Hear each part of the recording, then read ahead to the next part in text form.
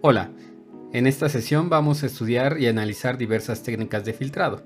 Estas técnicas de filtrado tienen diversos usos en la visión computacional, como puede ser disminuir el ruido, encontrar patrones dentro de la imagen y recientemente tienen bastante aplicación en el aprendizaje profundo, donde además de encontrar estos patrones nos permiten disminuir la cantidad de pesos en las redes.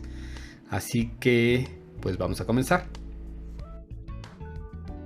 Lo que vamos a ver en este capítulo sería qué es el ruido, cómo se hace el filtro de correlación, cómo se hace el filtro de convolución, cómo es que esta convolución tiene ciertas propiedades lineales. Veremos otro tipo de filtro que no es lineal, como es el filtro de mediana, y veremos una aplicación de este tipo de filtrado. Para empezar con el filtrado necesitamos definir algo inicial, que es el ruido. Y si pueden ver en esta figura que tenemos ahí del aro, esta película que se vio ya hace algunos años, tenemos una imagen en la que se ve bastante interferencia, es decir, cuando sale esta niña o lo que sea, eh, se alcanza a percibir que existe una distorsión de la imagen. Toda esta distorsión es un exageramiento del ruido. Y este ruido está presente en todos los sensores. En el caso de la película pues se ven bastantes exagerados estas interferencias. Sin embargo, todos los sensores tienen estas interferencias. Cuando uno compra una cámara más cara, la interferencia tal vez es menor, el ruido es menor. Cuando compras una cámara más barata, es notable más el ruido. Sin embargo, a pesar de que tuviéramos todo el presupuesto para comprar el mejor sensor, aún así estaría interferido por diversas fuentes de ruido. Y este tipo de ruido puede ser de dos tipos. El primer tipo es que tengamos un ruido sistemático, es decir, este ruido se repite siempre. En el efecto de una cámara sería que tal vez la cámara siempre te está mostrando imágenes oscuras. Como es un ruido que se repite, lo podemos modelar y entonces podemos disminuir ese ruido a través de una calibración. El otro tipo de ruido que podemos tener es el ruido aleatorio. Y este tipo de ruido aleatorio no lo podemos encapsular de forma precisa. Es decir, podemos encapsularlo dentro de una cierta distribución y estimar qué puede pasar. Sin embargo, no tenemos la certeza de que en la siguiente imagen que tomemos el ruido se va a comportar o va a aparecer un valor específico de ese ruido. ¿Okay?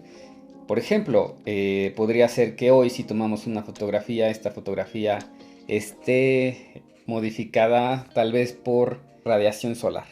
O podría estar modificada tal vez porque la batería tiene una cierta carga que no permite que se tomen bien todas las fotografías. O puede ser que la iluminación fue muy fuerte y afectó un sensor, un fotocito, y entonces no se tomó bien la intensidad de la luz. ¿Ok? Entonces, todas estas imágenes que nosotros vamos capturando están sujetas a los cambios de iluminación, a los cambios de contraste que podríamos tener y sobre todo al ruido. Y bien, ¿qué es el ruido? Pues buscando en los diccionarios Oxford, podemos decir que el ruido son fluctuaciones aleatorias que oscurecen y no contienen datos significativos o información significativa. Para nuestros propósitos lo que vamos a definir es que el ruido sea otra función. Es decir, en la lección pasada lo que habíamos dicho es que la imagen es una función, esta función i, donde le damos las coordenadas del píxel, y ese píxel se va a ver afectado por esta otra función eta, que es el ruido. ¿Okay? La suma del valor real de intensidad más el ruido nos va a dar la imagen que nosotros capturamos. Es decir, la cámara al momento de nosotros observar el archivo que nos está dando la cámara, tenemos el valor de intensidad real más un ruido que se capturó. Y lo que vamos a hacer es analizar esta función eta y cómo se comporta ese tipo de ruido. Voy a poner como primer ejemplo el ruido de sal y pimienta. Y supongamos que ya tenemos un píxel que va a estar afectado por este ruido. Así que vamos a utilizar una variable aleatoria que va a tener dos posibles valores, 0 y 1. El que ocurra uno de estos dos valores va a tener probabilidad 0.5. Así que si el resultado de un experimento es 0, vamos a tener como valor de eta o como valor de error menos el máximo, es decir, menos el máximo valor que pueda tener de intensidad un píxel. Si el resultado del experimento es 1, entonces el valor de eta va a ser el máximo, positivo. Entonces, ¿qué va a pasar? Lo que va a pasar es que, regresemos, nosotros al sumarle el máximo o al restarle el máximo, nos vamos a quedar fuera del rango, es decir, se va a quedar saturada esa imagen. Y entonces, si le restamos, pues vamos a tener un punto oscuro, y si le sumamos vamos a tener un punto blanco. Entonces, en aquellos píxeles que se vean afectados por este ruido, se van a convertir en puntos blancos o puntos negros. Y aquí podemos ver en la imagen de la derecha el ejemplo de Elena, donde está afectada por el ruido de sal y pimienta. Y podemos tener otro tipo de ruido, que es el ruido gaussiano. Y para explicarles el ruido gaussiano voy a utilizar mi pizarrón virtual. Entonces, vamos. Vamos a suponer que tenemos nuestra imagen y que uno de estos píxeles se va a ver afectado por el error. Así que tendríamos que la imagen I' en la posición IJ sería igual a el valor real, es decir, la cantidad de iluminación que tenemos en el mundo, en la posición XY, más un error eta en la posición I, J. Estoy poniendo índices diferentes para hacer notar que el error está interviniendo al píxel IJ, es decir, es un valor diferente el de la realidad de el píxel.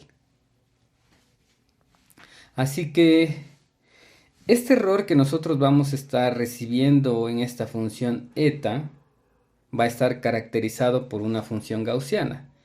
Vamos a suponer que tenemos en el eje de las abscisas el valor eta que nosotros estamos recibiendo del error, y aquí tendríamos la probabilidad de que ocurra ese error. Lo que esperamos es que ese valor de error esté centrado en 0, es decir, que la media de ese error sea 0. Si la media no es 0, entonces podemos utilizar un proceso de calibración para hacer que la media sea 0. Y luego tendríamos que la probabilidad de este error va a estar dado por una función gaussiana. Es decir, para los valores de error cercanos a 0, vamos a tener una probabilidad mayor de que aparezcan.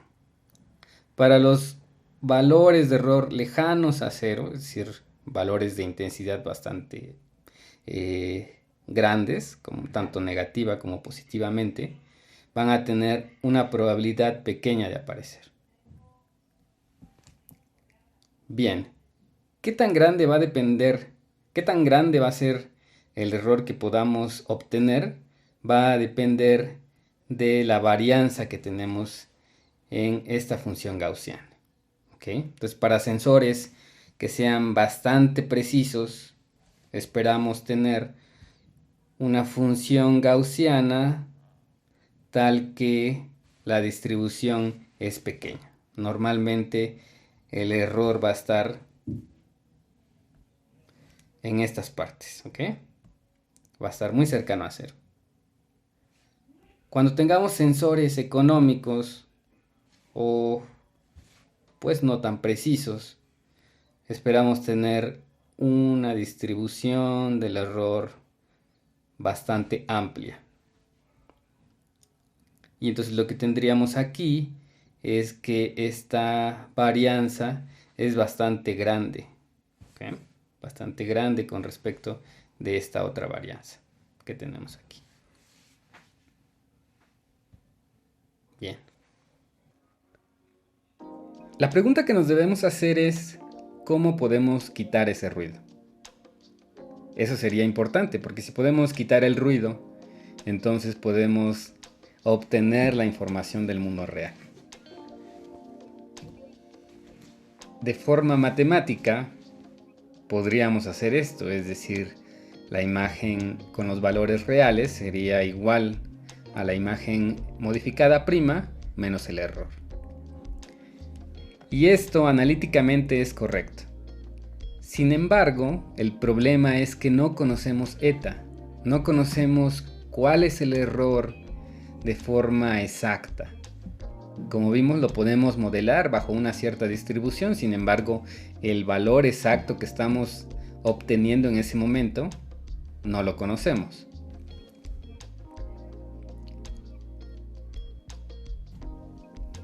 Así que lo que vamos a hacer es utilizar ciertas técnicas para tratar de disminuir ese error. Bien, el primer filtro que vamos a utilizar, y así les vamos a llamar a estas técnicas, filtros, es el filtro de promedio o media. Lo que estamos haciendo en este filtro de promedio es suponer que los píxeles que tenemos al lado del píxel que contiene el error tienen valores similares. Es decir, si tenemos un píxel, por ejemplo aquí en el brazo de Elena, suponemos que los píxeles que están a un lado tienen valores similares, entonces nos pueden proveer esa información. Además, también estamos suponiendo que el error afecta a los píxeles de forma independiente. Es decir, el valor que te da en el píxel de al lado de error no tiene nada que ver con el error que tú tienes. Bajo esas dos suposiciones, lo que se puede hacer es un promediado de una pequeña ventana para obtener el valor de ese error. Esta es la definición formal del filtro de media y voy a anexar un video específico para el cálculo de este filtrado. ¿Okay? Pero lo que podemos notar, digamos de forma general, es que vamos a tener una ventana de tamaño 2,1 por 2,1 y vamos a ir recorriendo los píxeles en la imagen de esta que está en esta ventana y los vamos a ir sumando y luego los vamos a dividir entre el número total de píxeles. Entonces lo que estamos haciendo es sumar todos los valores de los píxeles y dividirlo entre el total de píxeles. Eso nos daría como resultado el valor en la misma posición IJ, pero en una nueva imagen que vamos a llamar G, que va a ser la imagen filtrada. Este sería el ejemplo de cómo funciona el filtro de promedio. Y entonces si podemos notar, por ejemplo, en el brazo de Elena, podemos ver que conforme hacemos el filtrado, se va disminuyendo como las variaciones en esos píxeles. Entonces tenemos una superficie que podemos llamar más tersa o más suave. Si nosotros incrementamos el tamaño de la ventana, podemos ver que la imagen en su conjunto se va volviendo más suave. Y hay un efecto secundario que tal vez no es tan bueno. En los puntos donde tenemos cambios de intensidad bastante fuertes que nos indican que son superficies diferentes, por ejemplo esta parte de aquí, conforme nosotros hacemos la ventana más grande, estamos difuminando esa información, es decir, estamos perdiendo información de dónde queda la división entre esas dos superficies diferentes. Bien, lo que estamos haciendo en el filtro de promedio, si se dan cuenta, es que lo estamos multiplicando por un coeficiente que es el mismo, es decir, estamos multiplicando por la división de 1 entre el total de píxeles. Ese coeficiente se aplica para todos los píxeles que están dentro de la ventana. Sin embargo, pudiéramos cambiar ese coeficiente y de alguna forma hacer que ciertos píxeles tengan más valor que otros. Es ahí donde llegamos al filtro de correlación, y en el filtro de correlación, si se acuerdan, el coeficiente que teníamos aquí, ahora está aquí representado por una función h que va a estar relacionando el píxel que queremos modificar. ¿Okay? Entonces tendríamos ya, en lugar de un solo valor fijo, un coeficiente fijo, una función tal que nos va a indicar un valor para un tipo de píxel. Y eso multiplica, pues, esta parte que sería, digamos, la ventana de la imagen que estamos viendo. Voy a agregar un video específico para un ejemplo del filtro de correlación, así que podemos ver los detalles en ese video. A final de cuentas, lo que estamos haciendo es una operación llamada correlación cruzada, que se representa con G es igual a H, este operador, que es una X dentro de un círculo, y oficialmente le vamos a llamar a la función H, kernel, máscara o también filtro. ¿Qué propiedades tiene esta operación de correlación cruzada? Bueno, tiene una propiedad lineal, es decir, cumple con el teorema de superposición, y cuando tengamos el filtrado de la suma de dos funciones es igual a la suma de los filtrados.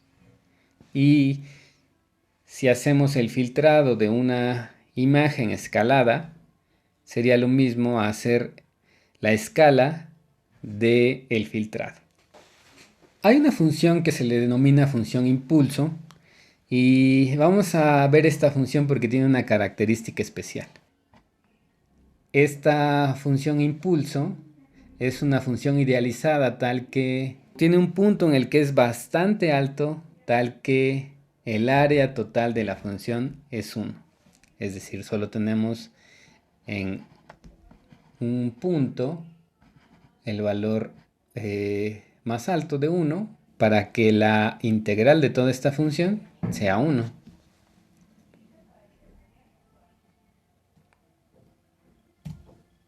En el caso de una imagen, la función impulso sería como esta. Tenemos en la mayoría de los casos píxeles iguales a 0 y solo tenemos en el centro un píxel igual a 1. Así que la suma de todos los píxeles pues es 1. Además, vamos a ver cómo se comporta esta imagen en un ejemplo. Vamos a suponer que introducimos un kernel de 3×3 elementos. ¿Qué creen que pasaría si nosotros hacemos la operación de correlación cruzada con la imagen de entrada i igual a la función impulso y un kernel que ustedes propongan? Entonces les voy a pedir que hagan esto y que pausen el video y que puedan decir si lo que vamos a ver a continuación es correcto.